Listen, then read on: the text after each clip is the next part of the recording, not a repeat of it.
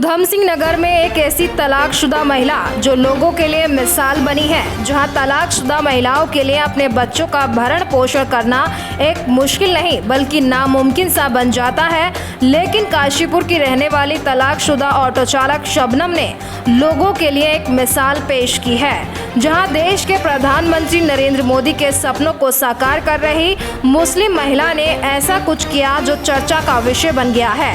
पति के ट्रिपल तलाक देने के बाद बच्चों की भविष्य की जिम्मेदारी और परिवार को पालने की मजबूरी ने शबनम को आत्मनिर्भर बना दिया।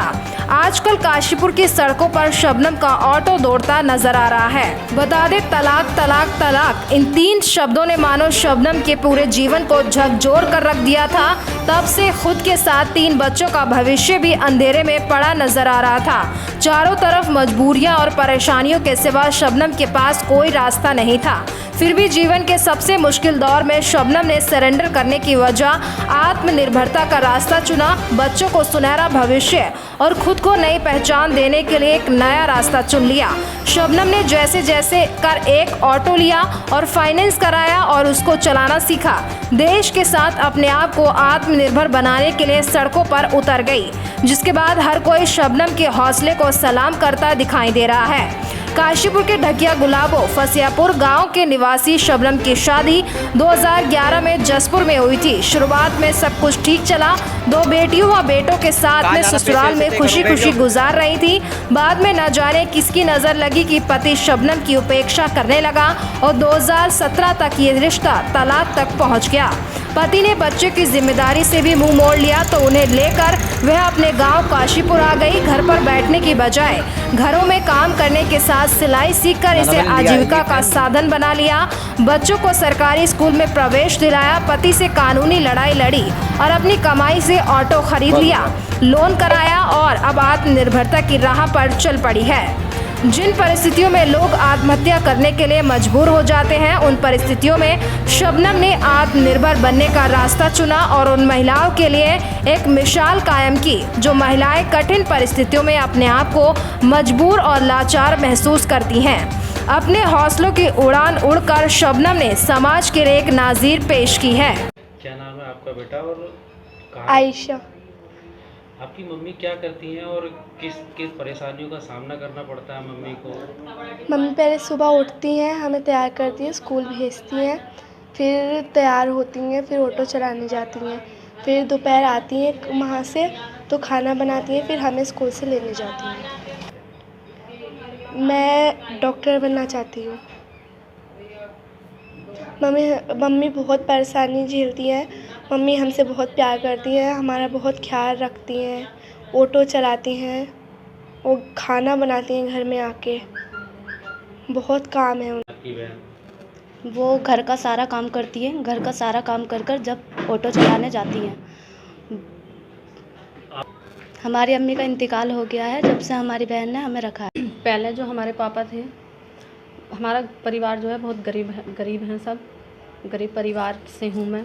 तो हमारे पापा थे, उन्होंने हमारी शादी कर दी थी। शादी के बाद में मैं जहाँ गई थी किराए पे रहती थी, वो भी गरीब ही थे। फिर वैसे ही हमारे कुछ आगे कुछ रिश्तों में कुछ ऐसा वो आई परेशानी कि उन्होंने मुझे तलाक दे दिया। तलाक देने के बाद मैं अपने घर पे यहाँ पर आ गई। कौन से सन में तलाक दिया? 2011 में शादी हुई थी। उसके बाद में 7-8 साल हो गए मुझे यहाँ पर रहते हुए। तो 7-8 साल पहले मुझे तलाक दिया था। मैं यहाँ पे आ गई थी। हमारे पापा बीमार थे, मम्मी बीमार थी। अभी पिछले साल हमारी मम्मी कैंसर से ख़त्म हो गई हैं, इंतकाल हो गया है। और छोटी मेरी बहनें हैं, उनकी ज़िम्मेदारी मेरे ऊपर है। 3 मेरे बच्चे हैं, उनकी ज़िम्मेदारी भी है। तो उनकी ज़िम्मेदारी को देखते हुए मैंने ये ऑटो चलाने का निर्णय लिया। जिस तरह से कि एक दिक्कतों का सामना यही है क्योंकि हमारा ऑटो है तो कुछ ये है, महिलाएँ जो खुश होती हैं वो बैठती हैं, उन्हें अच्छा लगता है कि हाँ हमें अच्छा लग रहा है, अच्छा महसूस हो रहा है इस चीज़ को लेके। और जो ऑटो वाले हैं इस चीज़ को लेके वो थोड़ा वैसे बोलते हैं, झगड़ा करते हैं कि आप अभी आए, आपका ऑटो एकदम आ गया, सारी लेडीज़ आपके ऑटो में जा रही हैं, हमारे ऑटो में कोई नहीं बैठ रहा, ये है वो है। इन चीज़ों को लेकर थोड़ा अच्छा नहीं लगता है, परेशानी लगती है। क्या वैसा पड़ता है जैसे कि पुरुष हैं अधिकतर, उनके बीच में अकेली महिला हैं?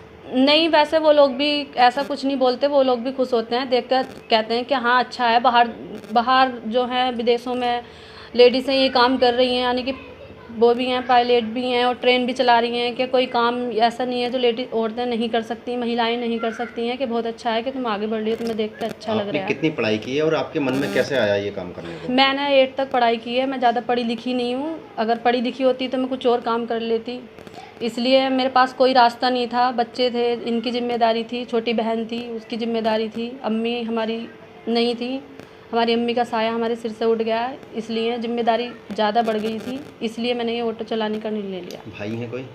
भाई एक है, वो मैरिड है, वो अपने परिवार को देखता है। ऑटो ही चलाना, क्योंकि मैं पढ़ी लिखी नहीं हूँ, अगर पढ़ी लिखी होती तो कोई भी काम कर सकती थी। अब हमारी बहन है, वो भी मेरे बराबर की है, बच्चे हैं, वो भी, उन्हें भी पढ़ाना, उनकी जिम्मेदारी उन्हें देखना, हर चीज़ मुझे देखना है। अगर मैं कहीं वैसे मैंने काम किया है तो उसमें इतना नहीं हो पा रहा था कि मैं अपने बच्चों की भी देख रेख कर सकूं, अपनी बहन की जिम्मेदारी भी उठा पाऊँ, उसमें बहुत दिक्कतें आ रही थी, इसलिए मैंने ये ऑटो चलाने का निर्णय लिया। इसमें यह है, मैं अपने बच्चों को भी स्कूल छोड़ देती हूँ और इनको बीच में आके देख भी लेती हूँ। मेरी छोटी बहन है, वो भी सिलाई सीख रही है, उसको भी छोड़ देती हूँ, ले आती हूँ, मेरे सारे काम उसमें हो जाते हैं। ये प्रेरणा मुझे अपनी मम्मी से मिली है कि हमारे घर में जो है हम 4 बहनें थे, एक हमारा भाई था, हमारे पापा बीमार हो गए, उनका ऑपरेशन हुआ था, उन्हें काम के लिए मना किया गया था। फिर ऐसे हालात में फिर हमारी अम्मी ने काम करना शुरू किया, हमारी 5 बहनों को हमें पाल पोस के बड़ा किया और हमारे भाई को भी देखा, हमारी जिम्मेदारी अच्छे से उठाई।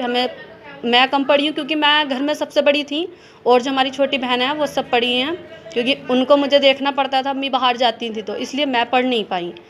तो अम्मी को अपनी ऐसे सारा काम करते हुए हमें भी देखना, बाहर का भी करना, सारी चीज़ें, पापा को भी देखना, ये सब चीज़ें देख के मुझे अपनी अम्मी से हिम्मत मिली कि जब उन्होंने हमें पाल पोस कर इतना बड़ा किया, सारी जिम्मेदारी उठाई, तो हमारे तो 3 ही बच्चे हैं, हम तो 5 बहन भाई थे, उनकी जिम्मेदारी हमारी अम्मी ने उठाई, पापा की भी उठाई, तो मैं भी उन्हीं से मुझे हिम्मत मिली कि हाँ मैं भी कुछ अपने बच्चों के लिए कर सकती हूँ। मैं बच्चों को ये चाहती हूँ मेरे बच्चे अपने पैरों पे खड़े हों। ये तो मुझे मजबूरी में करना पड़ रहा है क्योंकि मैं पढ़ी लिखी नहीं हूँ, अगर पढ़ी लिखी होती तो कुछ और भी कर सकती थी। अब मैं पढ़ी लिखी नहीं हूँ, इसलिए मेरे पास कोई रास्ता नहीं था, इसलिए मैंने ये ऑटो चलाना शुरू किया। मगर मैं ये नहीं चाहती ये पर आगे जाकर मेरे बच्चों को ये चीज़ करनी पड़े। मैं चाहती हूँ मेरे बच्चे पढ़े लिखें और अपने पैरों पर खड़े हों, जिससे कि वो आगे अपनी निजी ज़िंदगी में अगर कोई भी परेशानी का सामना करना पड़े तो वो कुछ भी कर सकते हैं, कोई भी काम कर लें। उत्तराखंड की बड़ी खबरों को जानने के लिए जुड़े रहिए प्राइम उत्तराखंड न्यूज के साथ। हम कराते रहेंगे आपको उत्तराखंड की हर छोटी बड़ी खबरों से रूबरू।